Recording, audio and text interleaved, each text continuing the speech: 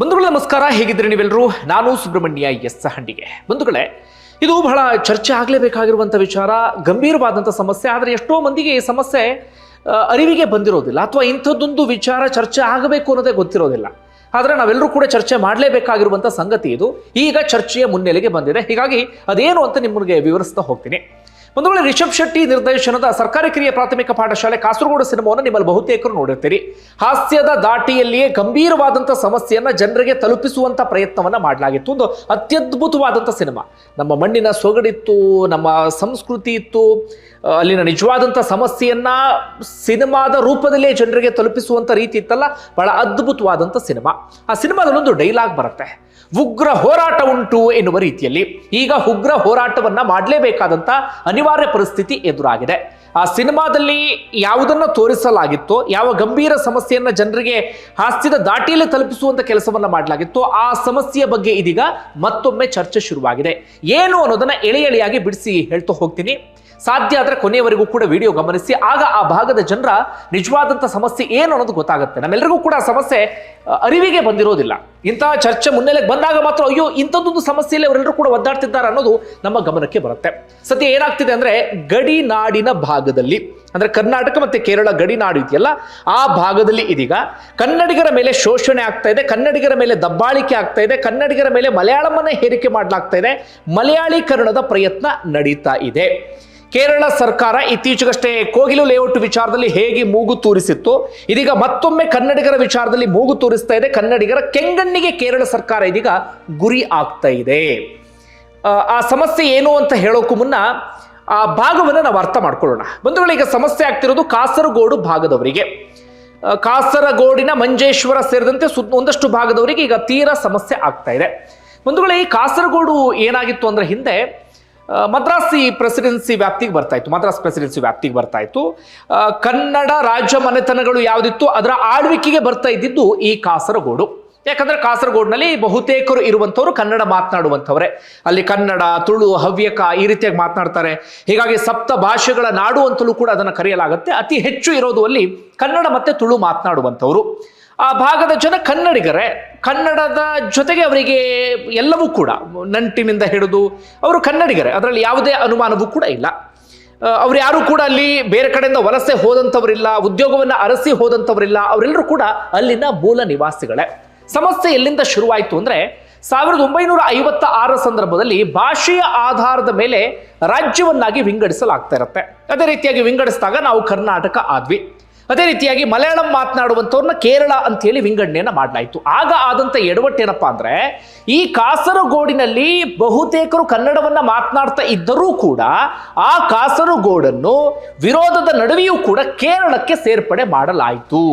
ಅಲ್ಲಿಂದ ಶುರುವಾಯಿತು ನೋಡಿ ಆ ಕಾಸರಗೋಡಿನಲ್ಲಿ ಇರುವಂಥ ಕನ್ನಡಿಗರ ಮೇಲೆ ದಬ್ಬಾಳಿಕೆ, ಶೋಷಣೆ, ಅನ್ಯಾಯ, ಅವರ ಒದ್ದಾಟ ಎಲ್ಲವೂ ಕೂಡ.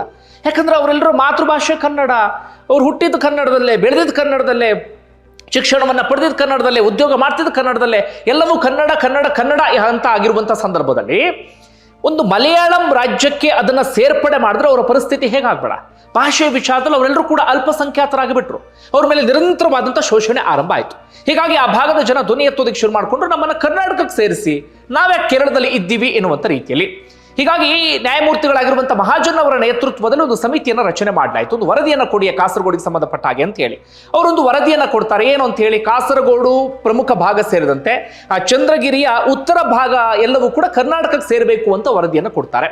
ಕರ್ನಾಟಕ ಆ ವರದಿಯನ್ನು ಒಪ್ಕೊಳ್ಳುತ್ತೆ, ಆದರೆ ಕೇರಳ ಅದನ್ನು ಒಪ್ಕೊಳ್ಳೋದಕ್ಕೆ ರೆಡಿ ಇರೋದಿಲ್ಲ. ಇಲ್ಲ, ನಾವು ಅದನ್ನು ಒಪ್ಕೊಳ್ಳೋದಿಲ್ಲ ಅಂತ ಹೇಳ್ತಾರೆ. ಹೀಗಾಗಿ ಮಹಾಜನ್ ವರದಿಯನ್ನ ಅನುಷ್ಠಾನಕ್ಕೆ ತರೋದಕ್ಕೆ ಸಾಧ್ಯ ಆಗಲಿಲ್ಲ. ಅದು ಸಂಪೂರ್ಣವಾಗಿ ಮೂಲೆ ಗುಂಪು ಆಯಿತು. ಅದಾದ ನಂತರವೂ ಕೂಡ ಈ ಕನ್ನಡಿಗರ ಮೇಲೆ ಶೋಷಣೆ ಮುಂದುವರಿತಾನೆ ಹೋಯಿತು. ಅವರಿಗೆ ಏನೇನು ಸಮಸ್ಯೆ ಆಗ್ತಿದೆ ಅಲ್ಲಿ ಅಂತ ಗಮನಿಸ್ತಾ ಹೋಗೋದಾದ್ರೆ, ಒಂದು, ಅವರು ಭಾಷಾ ಅಲ್ಪಸಂಖ್ಯಾತರಾಗಿಬಿಟ್ಟಿದ್ದಾರೆ. ಅವರ ಮೇಲೆ ಒತ್ತಾಯಪೂರ್ವಕವಾಗಿ ಮಲಯಾಳಮನ್ನ ಹೇರಿಕೆ ಮಾಡಲಾಗ್ತಾ ಇದೆ. ಅವರು ಅಲ್ಲಿ ಕನ್ನಡದಲ್ಲಿ ಶಿಕ್ಷಣವನ್ನ ಪಡೆದ್ರೆ ಅವರಿಗೆ ಅಲ್ಲಿ ಉದ್ಯೋಗ ಸಿಗ್ತಾ ಇಲ್ಲ. ಯಾಕಂದ್ರೆ ಅದು ಮಲಯಾಳಂ ರಾಜ್ಯ. ಹೀಗಾಗಿ ಕರ್ನಾಟಕಕ್ಕೆ ವಲಸೆ ಬರುವಂತ ಪರಿಸ್ಥಿತಿ ಅಥವಾ ಕರ್ನಾಟಕಕ್ಕೆ ಉದ್ಯೋಗವನ್ನ ಅರಸಿ ಬರುವಂತ ಪರಿಸ್ಥಿತಿ ಅವರಿಗೆ ಸೃಷ್ಟಿಯಾಗಿಬಿಟ್ಟಿದೆ. ಜೊತೆಗೆ ಕೇರಳದಲ್ಲಿ ಇದ್ದೂ ಕೂಡ ಇಲ್ಲದಂತಹ ಪರಿಸ್ಥಿತಿ, ಒಂದು ರೀತಿಯಲ್ಲಿ ತ್ರಿಶಂಕು ಪರಿಸ್ಥಿತಿ ಅವರಿಗೆ ನಿರ್ಮಾಣ ಆಗಿಬಿಟ್ಟಿದೆ. ಅತ್ತ ಕರ್ನಾಟಕಕ್ಕೆ ಅವರು ಸೇರಿಲ್ಲ, ಕೇರಳಕ್ಕೆ ಸೇರಿದ್ದಾರೆ. ಕೇರಳಕ್ಕೆ ಸೇರಿದ್ರು ಕೂಡ ಅವರಿಗೆ ಮಲಯಾಳಂ ಬರೋದಿಲ್ಲ, ಅವರು ಮಾತನಾಡೋದು ಕನ್ನಡ, ಎಲ್ಲವೂ ಕೂಡ ಕನ್ನಡವೇ ಆಗಿಬಿಟ್ಟಿದೆ. ಹೀಗಾಗಿ ಅವರಿಗೆ ಸರಿಯಾದ ರೀತಿಯಲ್ಲಿ ಶಿಕ್ಷಣ ಪಡೆಯೋದಕ್ಕೆ ಸಾಧ್ಯ ಆಗದೆ, ಸರಿಯಾದ ರೀತಿಯಲ್ಲಿ ಉದ್ಯೋಗವನ್ನು ಕೂಡ ಪಡೆಯೋದಕ್ಕೆ ಸಾಧ್ಯ ಆಗದೆ, ಒದ್ದಾಡುವಂಥ ಪರಿಸ್ಥಿತಿ. ಹೀಗಾಗಿ ಸಾಕಷ್ಟು ಮಂದಿ ಕಾಸರಗೋಡ್ನವರು ಕರ್ನಾಟಕದಲ್ಲಿ ಉದ್ಯೋಗವನ್ನು ಪಡೆದಿದ್ದಾರೆ. ತುಂಬ ಜನ ಒಳ್ಳೊಳ್ಳೆ ಹುದ್ದೆಯನ್ನು ಅಲಂಕರಿಸಿದ್ದಾರೆ, ಒಳ್ಳೊಳ್ಳೆ ಕೆಲಸವನ್ನು ಮಾಡ್ಕೊಂಡಿದ್ದಾರೆ. ನೀವೆಲ್ಲರೂ ಕೂಡ ಗಮನಿಸಿರ್ತೀರಿ. ಬಹುತೇಕರು ದಕ್ಷಿಣ ಕನ್ನಡ ಜಿಲ್ಲೆಗೆ ವಲಸೆ ಬರ್ತಾರೆ, ಇಲ್ಲಾಂದ್ರೆ ಮೈಸೂರು ಭಾಗಕ್ಕೆ ಬರ್ತಾರೆ, ಅಥವಾ ನಮ್ಮ ರಾಜ್ಯದ ಬೇರೆ ಬೇರೆ ಭಾಗಗಳಲ್ಲಿ ಅವರೆಲ್ಲರೂ ಕೂಡ ಉದ್ಯೋಗವನ್ನು ಅರಸಿಕೊಂಡು ಬರ್ತಾರೆ. ಬರಲೇಬೇಕಾದಂಥ ಅನಿವಾರ್ಯ ಪರಿಸ್ಥಿತಿ ಇದೆ. ಇದು ಒಂದು ಸಮಸ್ಯೆ. ಅದಕ್ಕಿಂತ ಅಲ್ಲಿ ಆಗ್ತಿರುವಂಥ ಮತ್ತೊಂದು ಸಮಸ್ಯೆ ಏನಪ್ಪಾ ಅಂದ್ರೆ, ಅದು ಶಿಕ್ಷಣದ ವಿಚಾರಕ್ಕೆ ಸಂಬಂಧಪಟ್ಟ ಹಾಗೆ. ಕಾಸರಗೋಡಿನಲ್ಲಿ ಅಲ್ಲಿ ಕನ್ನಡಿಗರ ಹೈಯೆಸ್ಟ್ ಇರೋದು ಕಾಸರಗೋಡು, ಮಂಜೇಶ್ವರ ಈ ಭಾಗದಲ್ಲಿ. ರಾಜ್ಯ ಪುನರ್ವಿಂಗಡಣೆ ಆಗೋ ಸಂದರ್ಭದಲ್ಲಿ ಕಾಸರಗೋಡಿನಲ್ಲಿ 50% 60% ಕನ್ನಡಿಗರು ಇದ್ರಂತೆ. ಆದರೆ ಈಗ ಅಲ್ಲಿ ಮಲಯಾಳಂ ಹೇರಿಕೆಯಿಂದ ಕಾರಣಕ್ಕಾಗಿ ಈಗ ಅದು ಸ್ವಲ್ಪ ಮಟ್ಟಿಗೆ ಕಡಿಮೆ ಆಗ್ತಾ ಬಂದಿದೆ. ಅಂದ್ರೆ ಅಷ್ಟರ ಮಟ್ಟಿಗೆ ಅಲ್ಲಿ ಹೇರಿಕೆ ಮಾಡಲಾಯಿತು. ಆ ಭಾಗದ ಜನ ಬೇರೆ ಬೇರೆ ಕಡೆಗೆ ವಲಸೆ ಹೋಗಲೇಬೇಕಾದಂಥ ಅನಿವಾರ್ಯ ಪರಿಸ್ಥಿತಿ ಎಲ್ಲವೂ ಕೂಡ ನಿರ್ಮಾಣ ಆಯಿತು. ಈಗ ಶಾಲೆಯ ವಿಚಾರಕ್ಕೆ ಬರೋಣ. ಅಲ್ಲಿ ಸದ್ಯ ಏನಾಗಿದೆ ಅಂದ್ರೆ 184ರಿಂದ 190 ಕನ್ನಡ ಮಾಧ್ಯಮದ ಶಾಲೆಗಳಿದ್ದಾವೆ. 2 ಸರ್ಕಾರಿ ಕಾಲೇಜುಗಳು ಕೂಡ ಅಲ್ಲಿ ಇದ್ದಾವೆ. ಎಷ್ಟು? 184ರಿಂದ 190 ಕನ್ನಡ ಶಾಲೆಗಳು. ಹೆಚ್ಚು ಕಡಿಮೆ 40,000 ವಿದ್ಯಾರ್ಥಿಗಳು ಕನ್ನಡ ಮಾಧ್ಯಮ ಶಾಲೆಗಳಲ್ಲಿ ಓದ್ತಾ ಇದ್ದಾರೆ. ಆದರೆ ಅವರಿಗೆ ನಿರಂತರವಾಗಿ ಕಿರುಕುಳ, ನಿರಂತರವಾಗಿ ಸಮಸ್ಯೆಯನ್ನು ತಂದೊಡ್ಡಲಾಗ್ತಾ ಇದೆ. ಅದನ್ನು ಸರ್ಕಾರಿ ಕಿರಿಯ ಪ್ರಾಥಮಿಕ ಶಾಲೆ ಕಾಸರಗೋಡು ಸಿನಿಮಾದಲ್ಲಿ ಬಹಳ ನೀಟಾಗಿ ತೋರಿಸಲಾಗಿತ್ತು. ಏನು? ಒಂದು ಹಂತವಾಗಿ ಕನ್ನಡ ಶಾಲೆಗಳನ್ನು ಮುಚ್ಚಲಾಗ್ತಾ ಇದೆ. ವಿದ್ಯಾರ್ಥಿಗಳು ಇಲ್ಲ ಎನ್ನುವಂಥ ನೆಪವನ್ನು ಒಡ್ಡಿ ಮುಚ್ಚಲಾಗ್ತಾ ಇದೆ.